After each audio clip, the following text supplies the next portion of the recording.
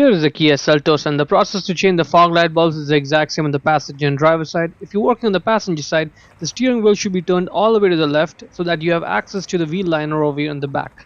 And you will need a flathead screwdriver for this job to take off the 3 clips. Put the screwdriver right over there and pry out the middle part of the clip. Now once the middle part is pried out, you grab the clip and take it out. That's the second one right over there. Same process, let's repeat it and get the clip out. And the third one is right there at the bottom. 3 clips in total. Now this will allow you to peel this V-liner back enough so that you can grab the bulb and get it out. Now first thing we need to do is get the electrical connector off. So get it out the way I'm showing and slide it right out. Now grab the bulb and twist to the left. If it's stuck, do this. Put the connector back and then from the bottom of the connector try twisting the whole thing left. This is going to give you additional leverage and that will help you break the bulb loose. Now once it's loose a little bit, you'll be able to twist it off the rest of the way and then get it out. The bulb number is right there on it, 9006. That's the bulb you need to get. Check the link in description to buy the new bulb from Amazon.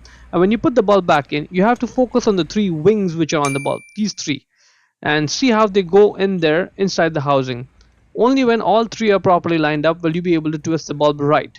And once it's in place, just twist your right to lock it, and that is looking good. Now let's just get the electrical connector and then slide it back on and click it in place. And now let's put those 3 clips back in, and the middle part of the clip has to be pulled out before the outer part of the clip can go in. Once the outer part is in, push the middle part in to secure the clip and repeat the process for all 3 clips. Good. And that is pretty much it. Hope you found it useful. Before we go, let me give a quick shout out to Naya Motors Inc. for letting us use the car today to film the videos. They are a used car dealer here in Ottawa, Canada. Check out the link in description for their entire inventory.